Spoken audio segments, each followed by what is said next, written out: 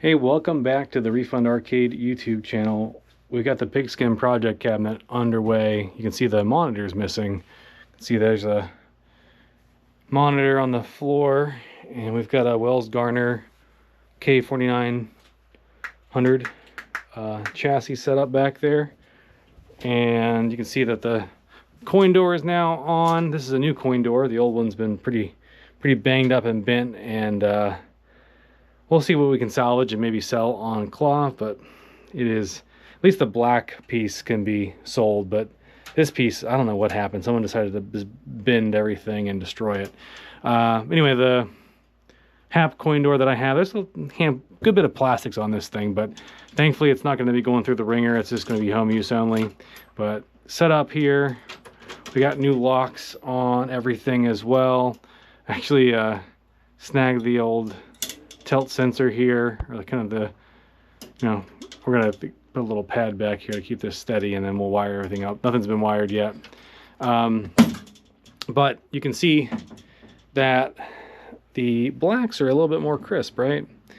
I have to still clean up a little bit here, but if we look at the side panels here, I have already painted black, same gloss or semi-gloss black that we had on the MK cabinet for the touch-ups. You can see up here is nice and looking a lot more cleaned up and smooth. When I pulled the monitor out, I went in and gave a good scrub down on anything and everything inside here. This kill switch setup here is probably going to disappear, and then I've scrubbed down the floor and everything else in here. It's kind of dark. Let me turn on the light a little bit. I don't know if that's really helpful or not, but has been scrubbed out. We got some of the wiring from the previous arch rival set up in here. You can see here's the other side of the cabinet. If we focus on some of the damage that we had here, very subtle, but great news. I'm gonna wipe down the camera really quick. Great news coming up. So I'd worked with Jeff West. He has agreed to do that side art project that I'd asked about and told you guys about. So I'm going to use some of the dedicated artwork from, the artwork from the dedicated cabinets that are on a Pigskin, and he's going to make it fit on this Williams style, Bubbles, Sinistar setup, Robotron, whatever you name it. So he has not sent me the proofs yet, but looking forward to checking those out. Then he'll print those off for me. New control panel is getting mailed out tomorrow. Can't wait to show that one off. Lots of just cleanup right now. We've been wiping down the monitor, cleaning up the chassis a bit, and just gutting everything out and getting it a good scrub down. So this is the scrub down update. Not everything is fully scrubbed down, if you will, but it's in much better condition than it was before. So here's our other 19-inch monitor option. One thing to note too, if we end up going with the flat screen as opposed to the tube, we're hoping to use the tube. Hopefully everything's good with it. Whenever I bought this, I did not power it on. I didn't think it was very safely wired and taken care of and all that. So rather than just powering it up, I'm going to rebuild everything with a new isolation transformer, which we have here. Arcade Parts and Repair hooked me up. Well, hooked me up. I bought it. And then EMI filter and things like that. We're going to build our own little, here's a piece of project wood that we'll cut, and we'll mount it into the floor area just like the old one, but in a much more up-to-date, we'll say, cleaned up version of everything. Here's our yellow T-molding that we're going to use. So there is a lot of greens on this and some accents of orange and yellow. So I think the yellow is going to pop really nicely with this cabinet. So we'll see when everything's done. I talked to my wife about it, and she agrees that I think the yellow will be nice. You can see there's the new speaker put in. I wiped down the entire, and that edge on this side holds the marquee, but this is the speaker grill piece and the mount for all the speaker pieces that normally sits in the front. And then there's the old speaker over there. And what we're going to do is we're going to do a 12 volt, right now anyway, unless I change my mind, a 12 volt little LED light strip that's going to sit in here to be the backlight for things, as opposed to using a 120 volt, just to you know, be a little bit more energy efficient. We'll see how well it looks. If I don't like it, we can always change it out. I did some safety things. So this one you can actually wire to an adapter, which I've wired to an adapter, and I actually shrink wrapped it. And I shrink wrapped the other end to make sure it's safe, so that the wires aren't going to touch each other and that kind of thing.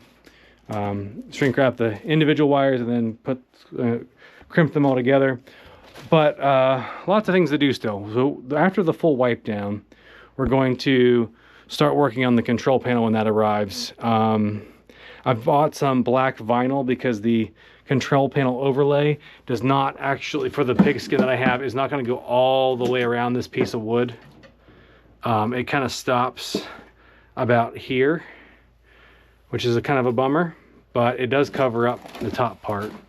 And so what I've done is I've purchased some black matte vinyl material that I'm going to put on as a base of the new control panel, and then I'm going to put down the specific overlay for Pigskin.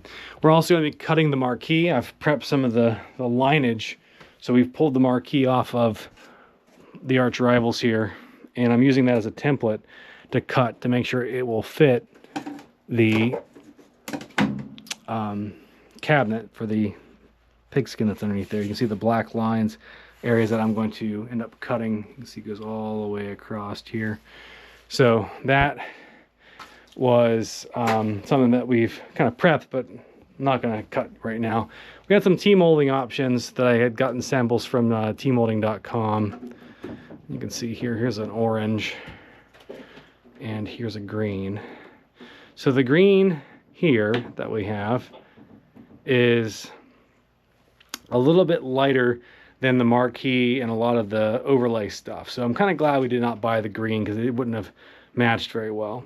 And if we grab one of these orange joysticks and we hold them up, this orange in the joystick's a bit lighter than the orange for this T-molding. So again, glad I didn't buy the orange T-molding and that we went with the yellow, because I think the yellow will be a bit more unique, provide a little bit more pop. As we look at the marquee here, you can see there's the bottom of Pigskin has that yellow in it, and around the outline of the football is yellow too.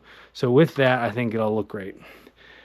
All right, that's our under 10-minute update. We've got the monitor kind of on drying mode. I was going to take it out and actually give it a proper scrubbing with water hose and actually unhook all the back.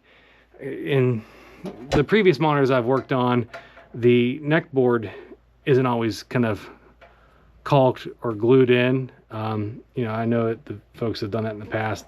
I cut this back off to see if there was any soldering work done. I can reattach that at some point with another zip tie, but it's fairly dusty, not too bad. I already discharged this and cleaned it up inside, and then let it air dry, and then, you know, pop the clip back in, so it's all good to go. And of course, whenever you do that, you want to make sure you're grounded. So I got a little alligator clip that I put to the chassis here, and I used that attached to one of my leads for my multimeter, and I snuck up underneath this little rubber cup to make sure everything was safe before I started touching it with my bare hands and all that. So safety first when you're dealing with high voltage, even if it's been unplugged for a while. That's the update. Here's the board. Anything I was able to pull this whole thing out. Super amazing, super lovely. 2 plugs, 2 wires, right? You've got your wire for the power, and then I have a wire that's on the inside of the cabinet right now. That's the input that goes down here for the video. This is actually I'm assuming this is the ground wire for like the degaussing coil. Ugh. It's just taped on, and that's pretty common, right? I'll probably end up just peeling this off for safety purposes. Take a look at it, see how well it's connected, and then put a QDC on it. Just seems like a better idea. So if I had to pull the neck board off at some point, because this goes to the neck board from back here, then I can do that quickly and easily without having to peel off a bunch of tape on a routine basis. I don't know how often I would do that. Here's the other thing too that I thought was cool. In these Williams, hi everybody, in these Williams cabinets, they had this little mirror that I wiped up pretty well. Probably could use another wipe down. But they have this mirror that's on the inside of the back of the cabinet, so when operators come in to do monitor adjustments, you can just use that mirror that's in the cabinet. As opposed to the MKs, where I was trying to use the mirror on the wall over here to kind of adjust the old tube that I had in that. Anyway, other things that have come in too, we've got some leaf switch holders. These are old. That's some new ones that are meant for a metal control panel, which we have here. This was another backup option. You know, if I wanted to do something here with my, just myself. But lots of work to be done still. Lots of work that has started or has been completed, but lots to go. So stay tuned. We've got more to show. And these have just been updates. We've got to set up this camera and just kind of have me work on things over time and have you guys watch the magic. But the more interesting stuff, like maybe wiring things up and talking through adjustments on things, are a little bit more enjoyable than watching me paint the side of a cabinet. So that's why I haven't really filmed that. Maybe we'll do when we put the side art on all this, we'll get the camera rolling too. All right, guys, thank you. Bye.